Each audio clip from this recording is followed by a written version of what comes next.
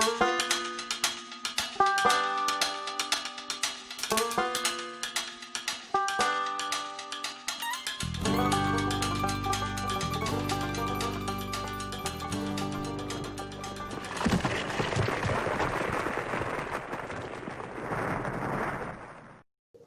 hello, and welcome to my cellar for the 131st time.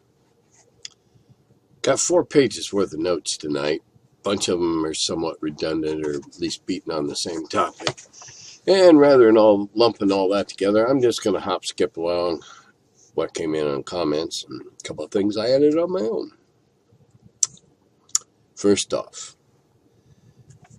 I've got a domain. I've got 2 domains. I didn't realize I owned them, but I do because somebody bought them for me. Cascoid.com and dragongrumbles.com. And I'm finally wised up enough that I'm setting up the Cascoid.com as a permanent email address. Those of you who are friends that I've corresponded with by email, I will be sending out small batches over the next several days so I don't get marked as a spammer with my new address. What a pain in the ass. I'm still making up a list of all the things I have to call, or rather, go online and change my default email. Maybe by the end of the month, I've figured them all out and contacted them. Okay, first comment. I'm avoiding woke games and just going to play OD&D with my Slavic and Malaysian friends. Well, good for you. I try to avoid woke games too, and we're going to be talking about being woke as the evening progresses. I'm just glad to hear you're playing with a bunch of ethnically diverse people. Not that it should make a difference, damn it. Okay. In the rethinking and woke bullshit about certain races, an interesting paraphrase. First they came for the drow, and I did not speak out because I was not a drow. It's a little squinchy using that, considering what it was first used for, but at least what I know it was first used for. Pardon me. Don't know why that has happened. It's been an interesting week. Yeah, we had a routine maintenance with a company that we trust and we've been doing business with for 20 years at least. And only to find out the corridor air conditioner is crapped out and it's going to cost thousands of dollars. And this on top of the fact that we got landscaping and water problem people coming in 2 weeks to do stuff to keep our basement from flooding anymore. Just when you think you're out of the woods. All right. Back in the 80s, my dad was a pot-smoking, heavy metal listening, AD&D playing Marine. He was 100% against all the satanic panic nonsense that was going on back in the 80s, early 90s. He has always been a conservative guy and was sickened by all the uptight shit going on. The point is, people are always trying to warp things that aren't to be for fun. It shouldn't be political at all. Can't believe it needs to be said, but mask up, show less. Oh, show less. That was a cut and paste. Well, show less is mask up. Show less your face. Yeah, I don't know what's going on. I probably would have liked your dad. I don't know too many former Marines that smoked. I probably would have liked him. Probably would if he's still alive. I guess that's it. Yeah, he probably still is. Okay. First edition Bards were the first Prestige Class, before the concept and term Prestige Class was used in D&D. I didn't know it was. Love the connection to the druid in the player's handbook. And he excerpts a quote of the how between 5th and 9th level, bards must leave off thieving and begin clerical studies as druids. Pardon me. Man, it's going to be weird night tonight. Blood sugar's dropping, and I don't have anything except diet stuff around, so I have to get through this. Yeah, I didn't know there was such a thing as prestige class. I always thought it's pretty cool. Awfully hard. You were kind of setting yourself up for a fall when you declared that to be your proposed career track. Fighting, thieving, and then druid stuff.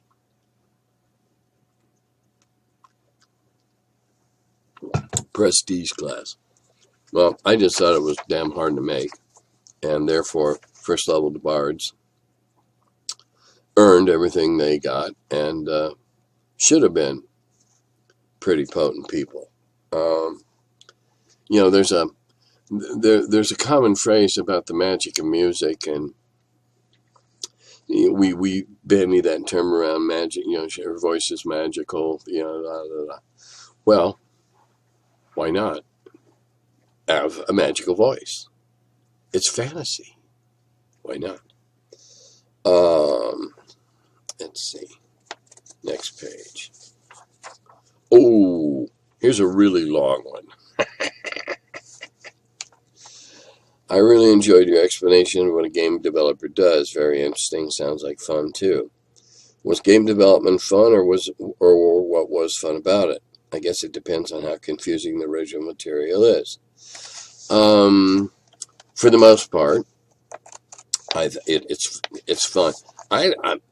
I've done very little in life that I couldn't find fun at, even jobs. But but get back to your question. Yeah, I enjoy developing. I'm an editor. I like improving things. It's kind of an ego thing, I guess, but not really. It's just a skill. I always felt when I was publishing magazines that I had a fairly good grasp on what every gamer, that mythical every gamer, might possibly be interested in. What was fun about it? It was fun seeing new ideas and finding ways to buff them up, maybe improve them. I never did anything. I never did any serious developing, like with 1066, without consulting the designer first. And because in development, you have to have conversations with the designer. What were you trying to do here? What you're trying to do there? At the very beginning, sorry, blood sugar. At the very beginning, you sit down and go, okay, what's your game going to accomplish? And then you take it and you edit for yourself and decide whether they're full of hot air or whether there's something worthwhile. Was the peach basket of black more fun to develop? Well, that wasn't really so much developing as it was, well, it was developing, but not in the same sense as a board game or a card game is developed. That was what I would call heavy editing. Sure, it was fun. It was my first project. Were all aspects of it fun? No. I severely panicked the first several days trying to figure out what sense I was supposed to make out of all that. And when I tried to contact Dave Arneson, he was considerably less than helpful in giving me any guidance. So I just grabbed my nose and dove into the pool.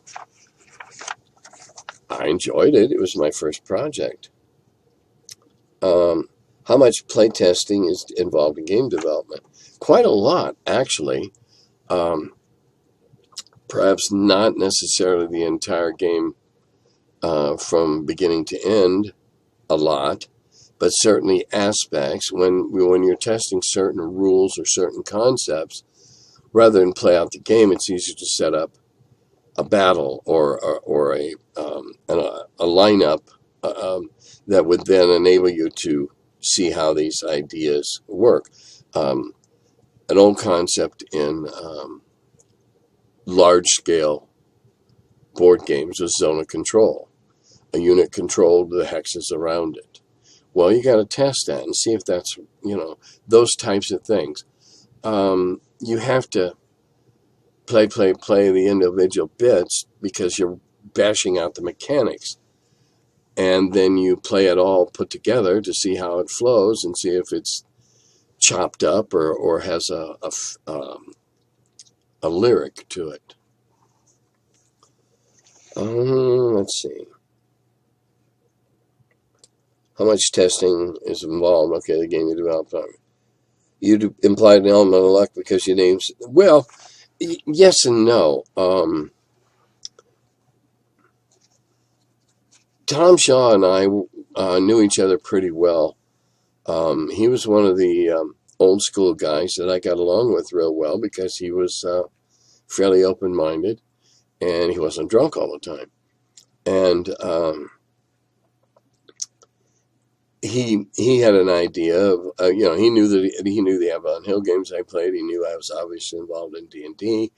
He knew the games that we talked about in Dragon Magazine, at least what their titles were or whatever at the very minimum, because he was an advertiser and he got 2 advertiser copies sent each issue. And I had told him about this card game at some time or another when we were standing around or sitting around talking about that type of game, short, fast. It was a companion to Nuclear War in that those were the 2 go-to card games. My old groups would play while they're waiting for the last guys to get there, or sometimes that would be the first thing we play when everybody got there, just kind of warm up, and then we get into the serious game that we had played on for that night. So there's a good probability that I told him that, hey, this is really, really a great game, and it was published by a company that was not nearly as strong as Avalon Hill was at the time. And so, yeah, there existed a chance at some point in time that title might come up for sale, either or become their property if they bought the company out or whatever. And so he remembered that. And, oh, by the way, Tim, we picked this up. How would you like to? You betcha. Thanks, Tom. And, yeah, it was a game that my group played a lot. But a lot of us played it back then. It was a popular game. Just the company didn't do all that well. The game wasn't bad, but it was only one product. Have I developed games you've not ever played? And if so, did you have to play them to develop them? Well, yeah. Yeah, I'd never seen 1066. To give the example of the game that I did the full development on. I'd never seen it before. Gary handed it to me and said, here's a game you might like. I know you're a history buff in this period. And I said, ooh, sure am. And so that's how I got it. I'd never seen it before. I had to sit down and read the rules several times, set up pieces as I'm reading the rules to figure, to visualize what the rules are saying, and then find somebody to play it against. And I think I played it against about everybody I could at the time.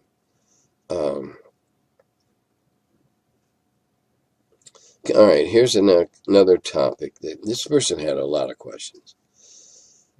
Can PCs or foes trade their combat turn for another advantage? To explain. With rolling initiative, or whatever mechanic is used to grade a character's turns in combat, the advantage in going first is you might be able to kill your opponent before it can do you any harm. But is it acceptable for a character to trade their place in the combat round for another advantage, such as a more powerful type of attack or a chance to trip up an opponent or something else even more interesting? With this trade-off, confer an advantage to the character's preferred action. I'll try to sum up what I think you just asked me. I use a D10, 0 to 9 actually, initiative rolls. I have for 40 years at least.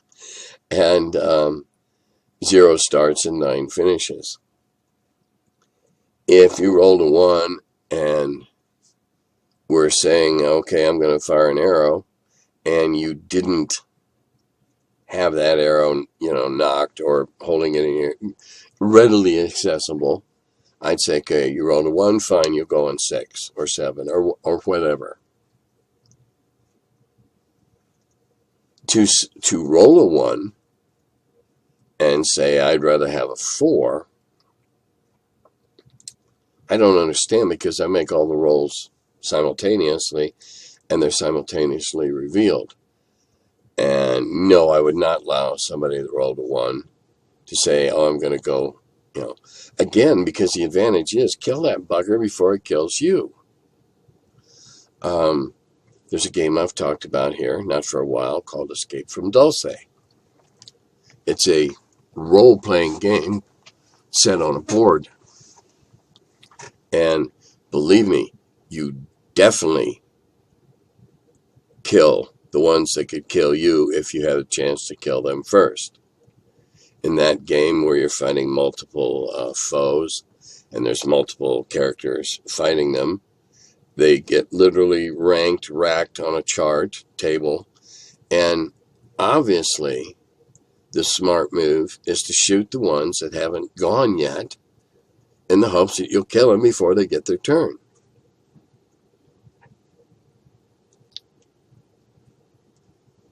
I don't know. If that, we'll take the example of the archer again. And the archer says, I'm going to get ready. I'm going to fire an arrow, and you as a DM know it's not there. Okay, fine. Add 4 to whatever you roll. And hey, they roll a 9. They don't go until the second round of the next turn. Or for the 2 round of the next turn. Because that's the way it is. And I don't see, at this point in time, I can't see an advantage for wanting to go later, because you're giving more people more chances to whack on you when you really want to do the other. Very often in a melee where I'm controlling the bad guys, I will let them knock off the weak one rather than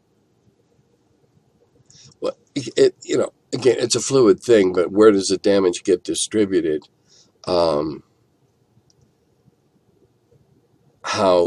got hit? You're fighting 5 orcs. I don't fight square off one-on-one. I fight a disorganized general melee type. And so you hit somebody. Which one did you hit? Okay, you hit the one that hadn't taken any damage yet. Or you hit the one that was almost dead and you killed him. For that reason, very seldom do I make single experience point awards or awards to a single player for killing something that happened in a generalized scrum, if you will. Scrum with swords. The party shares in the glory, and the party shares in rewards. Now, if all the party's unconscious and the one guy somehow pulls it off and kills it, well, sure, it's his stuff. But if you're awake to help, you get some of the value.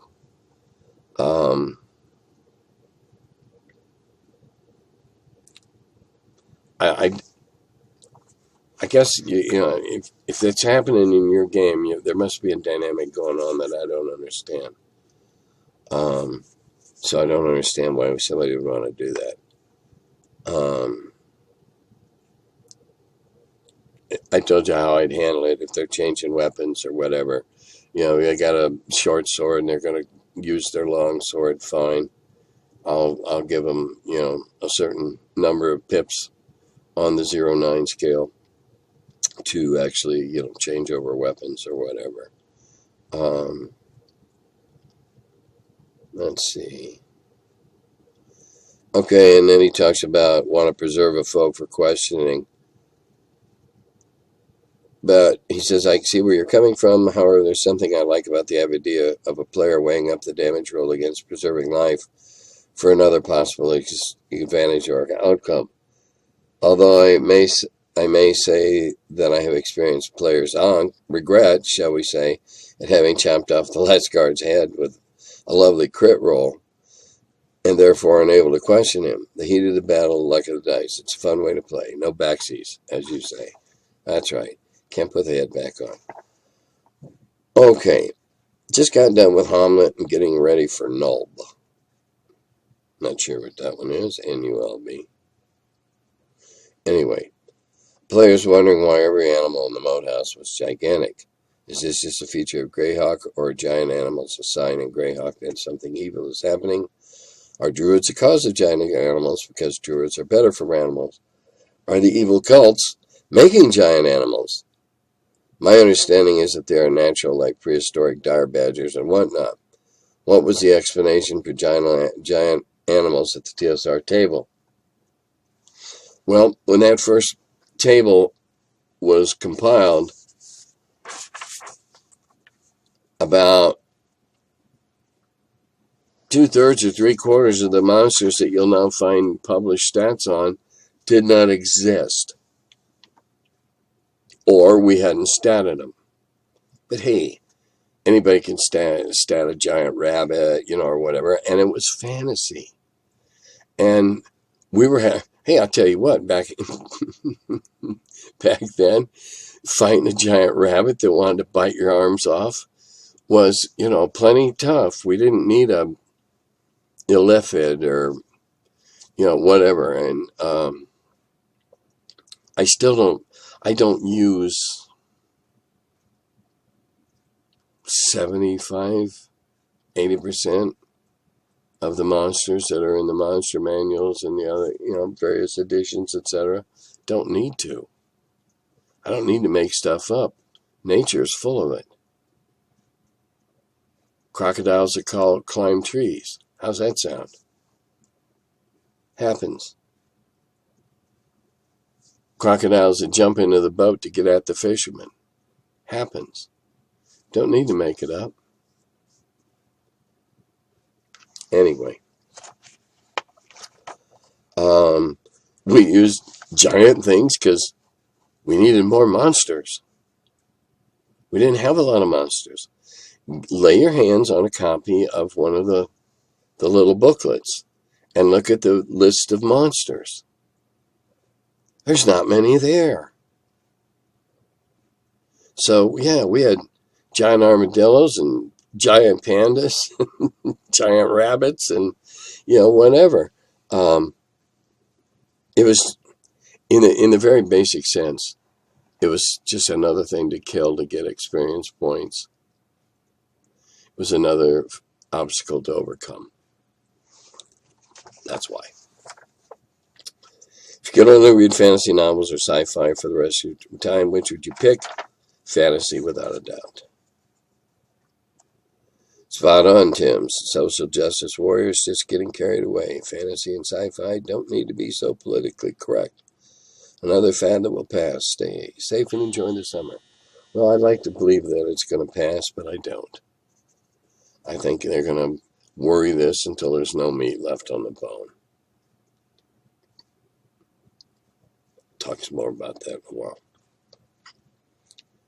Personally, I don't assign color to elves.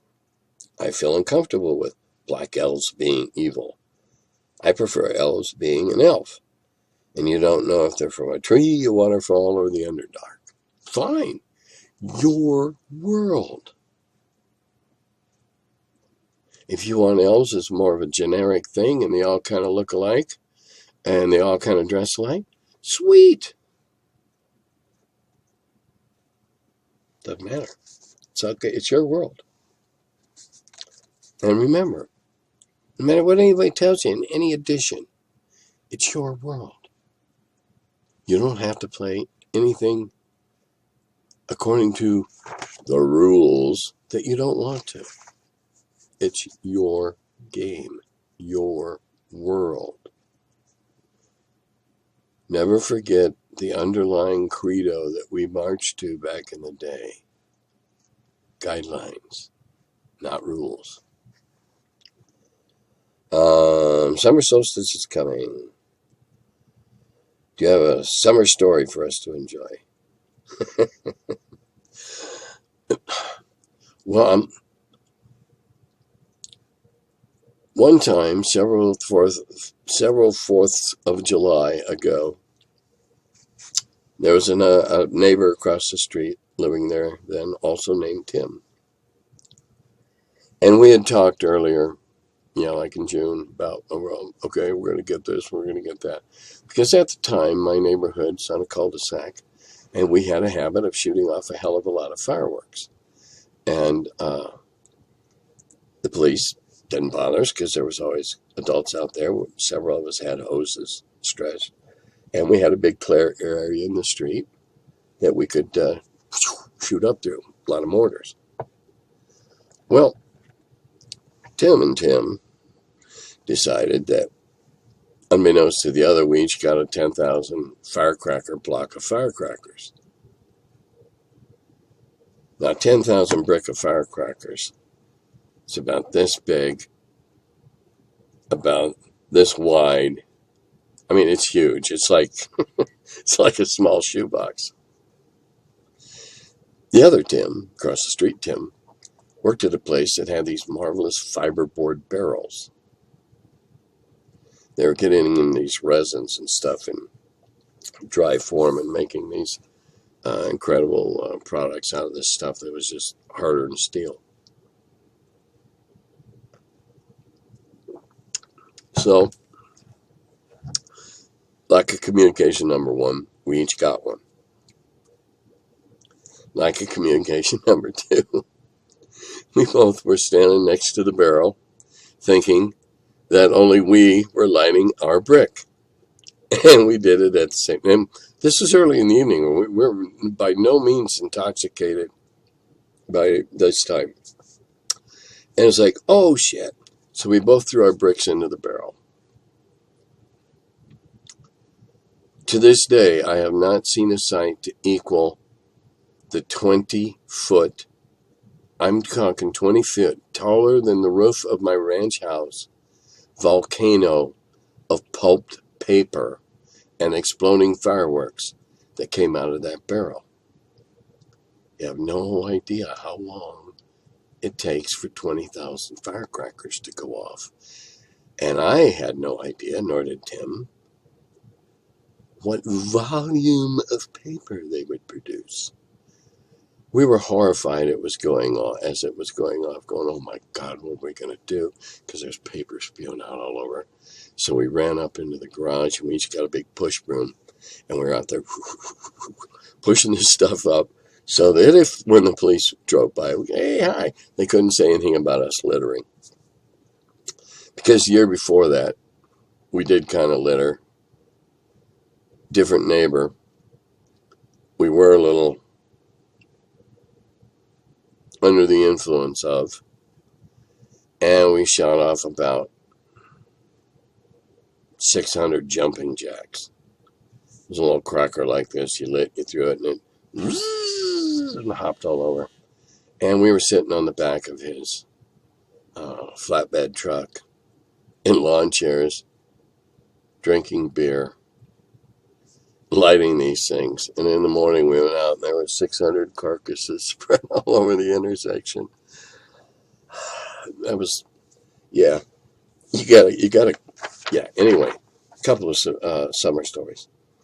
All right, this person says that he runs, or she runs elves and dwarves as extensions of Alfar or she, and Dolcal for death. All right. Got it. Okay. Myrics aren't woke either. They're a bunch from goblinoids. As Tolkien used the two words interchangeably. goblins being somewhat akin to fae, orcs being akin to the Sluagh in my games. People don't like it, they can find another DM. WotC changed Will-o'-the-Wisp and Banshees into undead. And isn't that stupid? They're intangibles. They're ectoplasm. Sometimes I wonder which clown is in charge of the circus on a given day.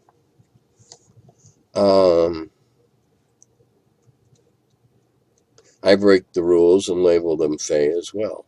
Good. The RP police aren't coming for my 5e books, and if they do, I've got first edition and second edition. My rules encyclopedia. Oh yeah. He got a lot of books, and he could play those instead.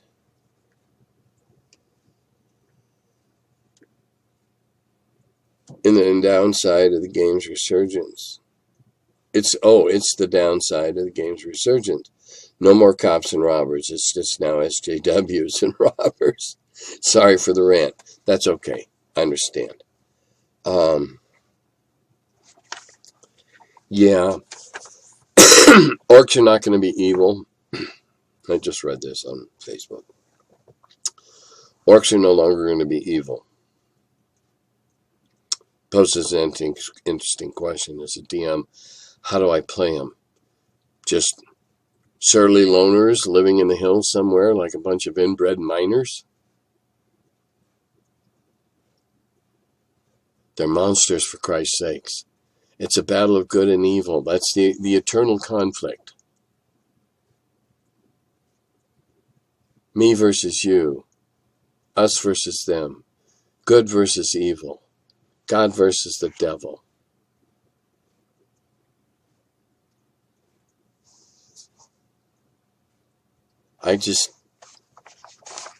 How woke do you have to be for this crap to stop?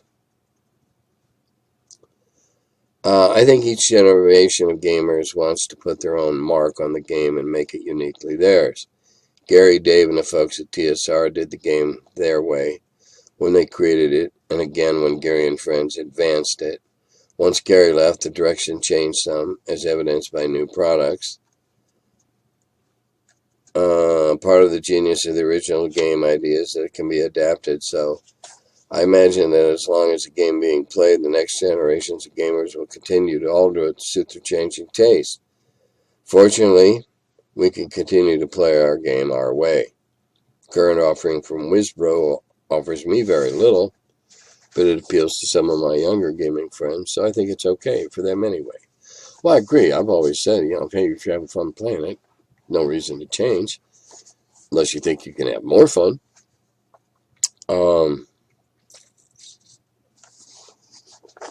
You're putting your mark on one thing. Putting your mark on something's one thing. Cutting its balls off and neutralizing it is a whole different thing, or morphing it into something else is a whole different thing. That's like trying to take Grimm's fairy tales and turn them into Mother Goose.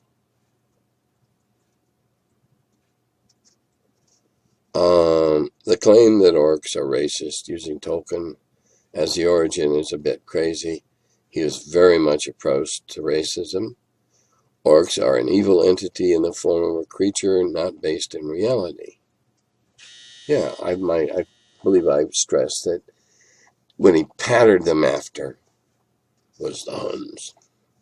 And I'm not the first one that said that. People know he's writing a whole lot more than I do.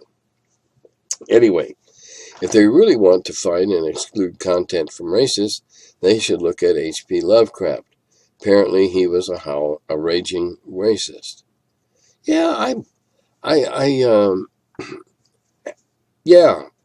after I got this, there's some argument to me that he was. And now we're on the horns of this dilemma right now about taking down racist statues. They took down the Teddy Roosevelt statue with the African American on foot on one side and the Native American on foot on the other side, and Teddy on his horse as showing him as subservient. Or okay, I'm okay with that. Wasn't that great art anyway? But it's neither here nor there because I'm not a fan of great military statues. To me, they look like giant minis, and I want to paint them.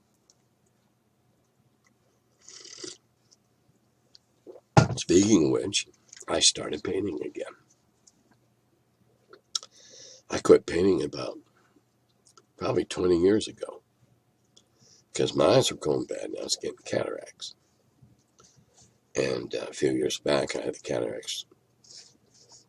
I had the cataract surgery, and now I just use readers. And I decided I'd paint. I'm not doing anything fancy. I'm painting up a bunch of plastic ogres from that monster 487 different models box of ogres that Steve Jackson Games put out a while back. So I just started to paint. The old paints I had were crap. So I bought the base set for the Army Painter line, made in Denmark apparently. God damn, paints got expensive. Good thing I'm just doing these in basic colors and just kind of, it's just to see if I can do it type thing. Though I wonder how an ogre will look in John Deere green and yellow.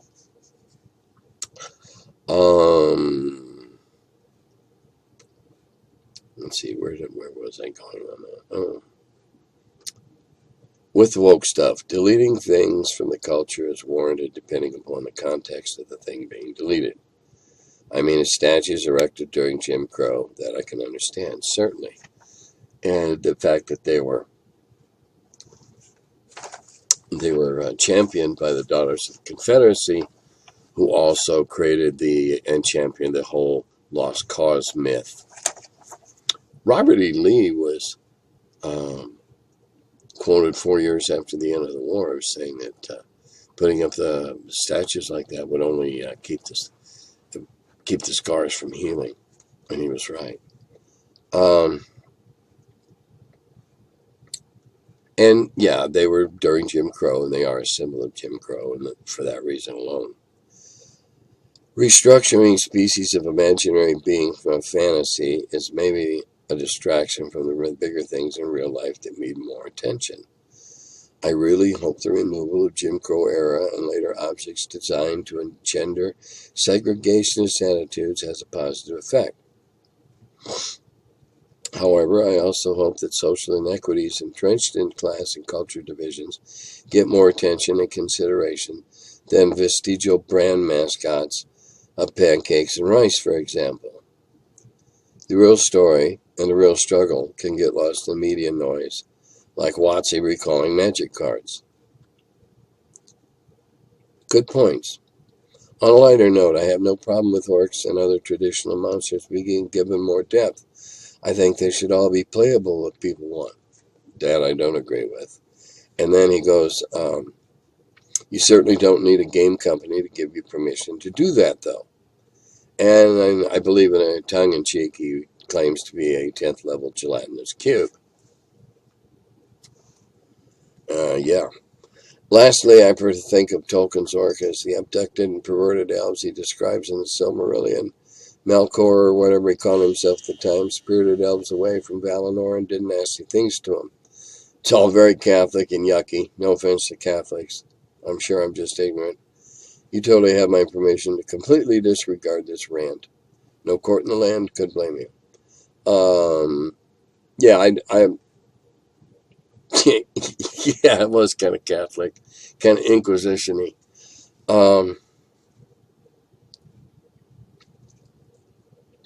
You play them the way you want to play them and the way you treat them, and that's fine. And you don't need a game company to give you permission to do something. However, playing a gelatinous cube could be a bit of a problem because you'd never be able to keep up with the party, and they're not going to stand around and wait for you while a horde of something comes from the other direction, because they can't get around you. Anyway, more serious note. COVID finally hit home. My grandson in Texas tested positive. He's feeling much better now. It was a couple of weeks ago. I didn't say anything at the time. But I'd like to address this to the governor of Texas, Governor Abbott. You must be descended from Bud Abbott, from the Abbott and Costello fame, because your record, what you did and what you didn't do and when you undid it, if it weren't for the fact that people were getting sick and dying, is a joke. You, sir, are a joke. More important to you is getting the economy back up than the lives of your constituents. I certainly hope that they remember that. We're still living in a zip code hotspot.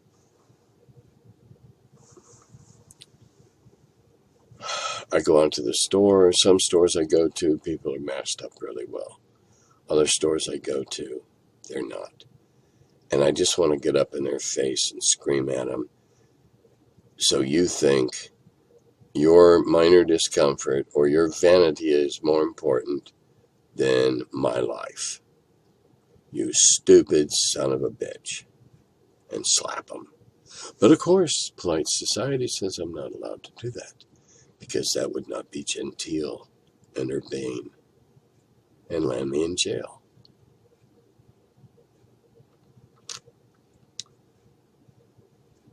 I saw a t-shirt that says, as we get older, the thought of life in jail becomes less and less of a lever. Those of you. Oh, something else about Escape from Dulce, I just remembered. They've asked me to write the introduction to the second edition, and I can't wait. And if you haven't heard me talk about it before, Escape from Dulce, D-U-L-C-E. Look it up online. A really, really excellent conversion of a role-playing game to a board. Excellent done. And the second edition promises some tweaks to make it even better. And I'll be glad to write the introduction to it, because they're the first company to successfully pull this off. Let's see, what else is going on? No conventions, nothing else is happening. Everything's being canceled. If it isn't, don't go to it. Be smart. Don't be Abbott dumb. Don't you be a dumb Abbott. Wear a mask when you go out. So screw those idiots that are out there without them. At least you're giving yourself a better chance of not picking up anything they might have.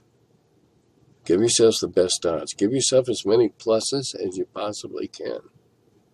Don't roll those dice with negatives. That's about all I got. On that note, I'll say Dodatagopi.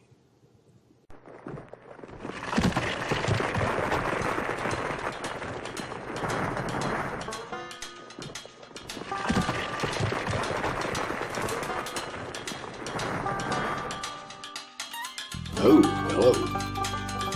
I'm still figuring out when this thing starts. Welcome to my cellar. He's the Curmudgeon who wrote about the dungeons. Now he's the feller, live from the cellar. Talks about D&D and old school RPGs. Still quite a feller, the Curmudgeon in the cellar.